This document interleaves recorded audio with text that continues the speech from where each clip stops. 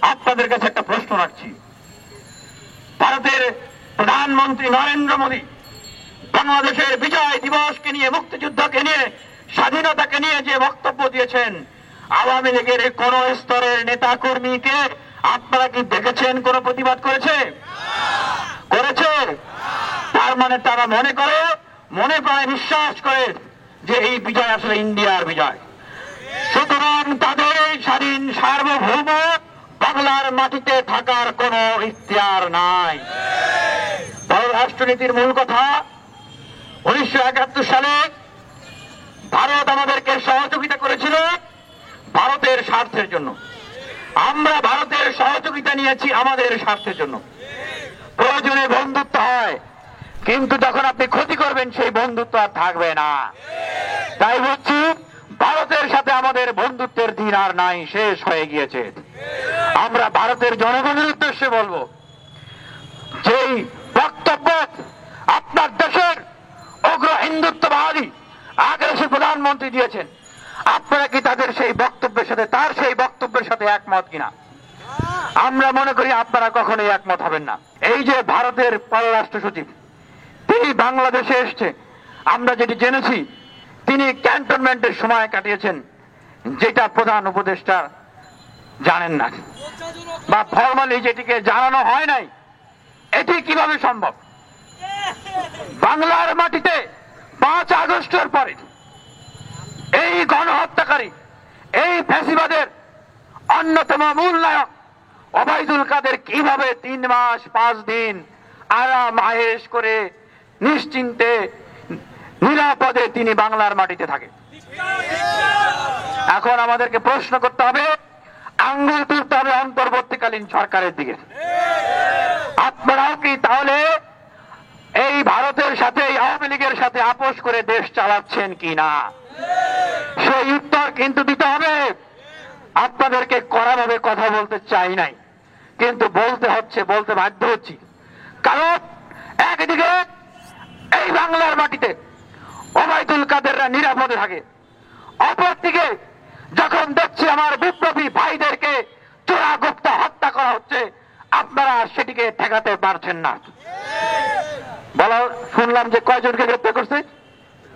6 জনকে। তার মানে কি, আজকে যদি আমাকে গুপ্ত হত্যা করেন, কালকে আপনি আমাকে যারা হত্যা করেছে তাদেরকে গ্রেপ্তার করবেন, মানে কি সব ঠিক হয়ে গেল? তাহলে এই দেশের যে গোয়েন্দা সংস্থা NSI, SB, DGFI, আরো কত রকমের গোয়েন্দা সংস্থা আছে, তাদের কাজ কি?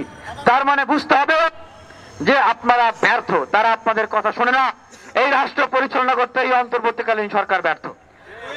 আপনারা আপনাদের ব্যর্থতার কথা স্বীকার করুন, অন্যথায় আরেকটা পয়েন্ট, এই 2 পয়েন্টের কোনো জায়গা নেই। আপনারা এই ফ্যাসিবাদী ভারত আওয়ামী লীগকে আপনারা সহযোগিতা করছেন। আপনারা এই আওয়ামী লীগের সাথে আপোষ করে, ভারতের সাথে আপোষ করে দেশ চালাচ্ছেন। এই 2টা অপশনের বাইরে আর কোনো অপশন নাই। যদি আপনারা আপোষ করে দেশ চালান, তাহলে সাবধান করে বলতে চাই, ডিবির কারণে আজকের যে বিপ্লবী নেতারা যারা উপস্থিত হয়েছেন এবং অনেকেই তারা যখন আবদ্ধ ছিলেন, সেখান থেকে এই আন্দোলনকে প্রত্যাহার করে সাইনে স্বাক্ষর করেছিলেন। এবং অনেক নেতারা যখন আপনারা এই DGFI এর তত্ত্বাবধানে আপনারা গণভবনে গিয়ে 9 দফাকে 8 দফা বানিয়েছিলেন, তখন আন্দোলন কিন্তু থেমে যায় নাই।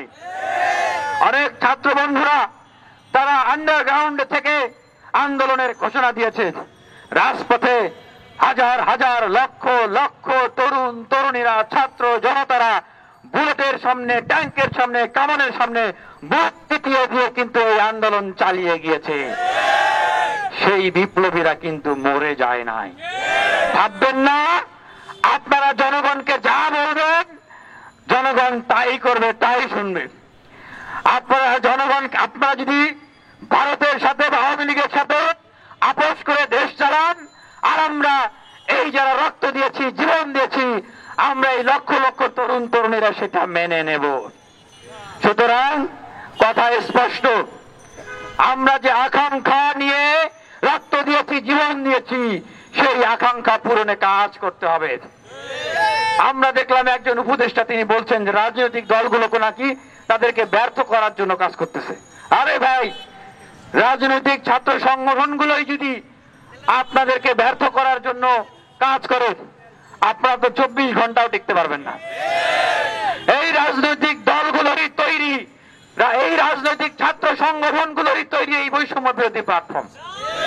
আমরা তৈরি করেছিলাম এই বৈষম্য বিরোধী প্ল্যাটফর্ম।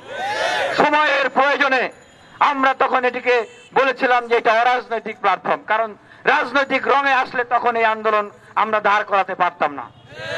সুতরাং এই ইতিহাস, এই অতীত, এই বাস্তবতা আপনারা অস্বীকার করে, এগুলোকে স্বীকার না করে, আপনারা যদি একদিকে ভাইরা মরবে, ওবায়দুল কাদের মতো গণহত্যাকারীরা নিরাপদে থাকবে, নিরাপদে দেশ থেকে পালিয়ে যাবে, আর একদিকে আপনারা দল ঘোষণার কারণে কাজে ব্যস্ত থাকবেন, আপনাদেরকে কিন্তু তাহলে এই ছাত্র জনতা ক্ষমা করবে না, আপনারাও কিন্তু নিস্তার পাবেন না। তাই বলতে চাই, আমরা বর্তমানে যে বাংলাদেশে বসবাস করছি, এই বাংলাদেশে যারা স্বাধীনতাকামী প্রতিবাদী ছাত্র জনতা আছে, তাদের যে আকাঙ্ক্ষা, তাদের সেই আকাঙ্ক্ষার জায়গাটাকে বাস্তবায়ন করতে হবে। দেখুন, মোদিজি যে কথা বলেছে এটি ভারতের বিজয় প্রকারান্তে, কিন্তু তাদের যে চিন্তা, তাদের যে ভাবনা, এতদিন যারা বাংলাদেশকে চালিয়েছে আওয়ামী লীগ সরকার, তারা যদি তাদের পারপাস সার্ভ করে থাকে তাহলে তো তার কথা মিথ্যা নয়, মিথ্যা, তার কথা তো মিথ্যা নয়। আমরা ভারতকে এবং মোদিজিকে, এবং আমরা দেখেছি কংগ্রেস নেত্রী তিনি দাবি করেছেন ইন্দিরা গান্ধী নাকি আমাদের স্বাধীনতা যুদ্ধের নেতৃত্ব দিয়েছে। আমরা তাদের উদ্দেশ্যে বলতে চাই, আপনারা যদি মনে করেন বাংলাদেশের আপনারা এই বিজয় করে দিয়েছেন, এই বাংলাদেশ আপনাদের, বাংলাদেশের বিজয় সবকিছু আপনাদের, আপনাদেরকে বলতে চাই বাংলাদেশের বিজয় কেবলমাত্র বাংলাদেশের বিজয়, বাংলাদেশের বিজয় কেবলমাত্র বাংলাদেশেরই বিজয়। আর এই দেশ আমার দেশ, বাংলাদেশ বাংলাদেশ, আমার দেশ বাংলাদেশ, বাংলাদেশ বাংলাদেশ। এবং এই 2024-এর গণ অভ্যুত্থানের পরে এর মালিকানা পুরোপুরি এই প্রতিবাদী এবং বিপ্লবী বাংলাদেশের মানুষের, এবং কেবলমাত্র তাদেরই। আপনারা যতই প্রতি বিপ্লবের ষড়যন্ত্র করেন, আপনারা যতই হুমকি দেন, আপনারা যতই গুপ্ত হত্যা করেন, যতই ভয় ভীতি দেখান, বাংলার মানুষ দমে যাবে না। রুখে দাও জনগণ, ভারতীয় আগ্রাসন, রুখে দাও জনগণ।